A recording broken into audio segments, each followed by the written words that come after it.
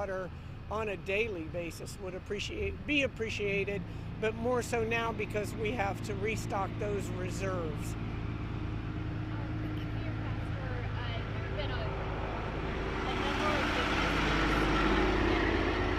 Yes.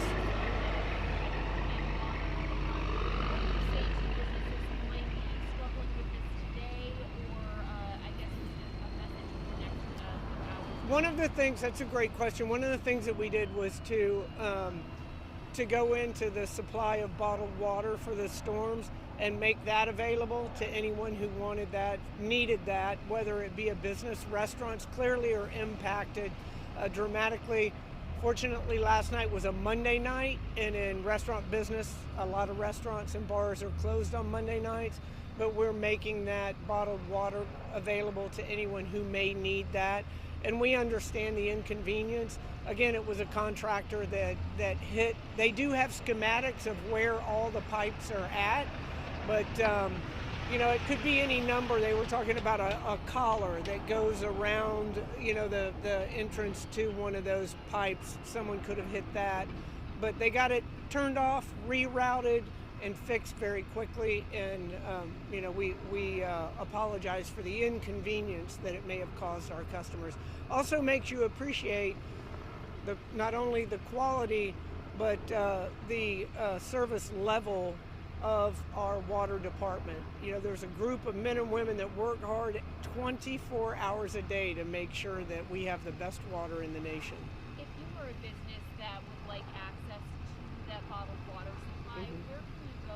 You can go on to our website, tampagov.net, and we'll make sure that it is up there. And we have all of those plans in place as well. Another great example of the cooperation, the cooperative spirit in the Tampa Bay area. I received calls from Hillsborough County, from the state of Florida. What do you need? Where do you want the water? What can we do? And we already have plans set up in advance where we have distribution sites all over the city in the event of a hurricane or any other type of an event that necessitates it. Do you know, Mayor, if there's any water turned off at this point for any part of the city, or is it all back on? No, I think it's all back on. It was all back on pretty quickly last night. Once they were able to shut that particular main off, then they can reroute around. And water, there was no impact to the new Tampa area because we have the ability to purchase water from Tampa Bay Water, and when we do that, it's used for the new Tampa area. So that was just turned on immediately. And the director of our water wastewater, Brad Baird, who does an amazing job on a daily basis, can answer any technical questions. He may be over there right now making faces like, that's not exactly the way it goes. But it really is a fascinating process, the way that our water is treated, literally pulled from the Hillsborough River and treated mostly through natural processes, and then distributed out to our community.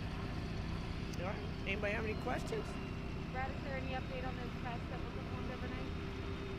I'm sorry, update on what? The tests that were performed overnight? I was telling her about the water quality, that we have to, before we stop the boil water, we have to make sure that the water is... Yeah, so we have Brad Baird, Deputy Administrator for Infrastructure, and hold on one second. This is... Apologize for that. Oh, wrong phone. Anyway, it's ringing to my hearing aids. Apologize for that.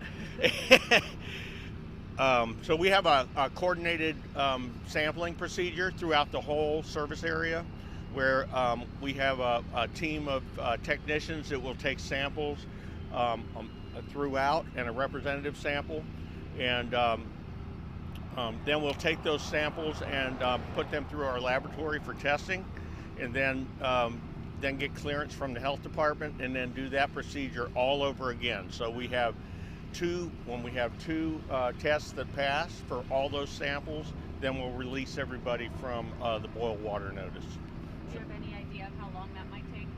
It's still about 48 to 72 hours from this morning. Okay. So where does that put us? About Thursday afternoon at the earliest, and into Friday, hopefully at the latest.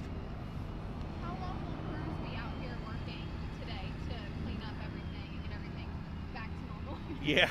So the repair, and actually you'll be able to get over and take a picture of it.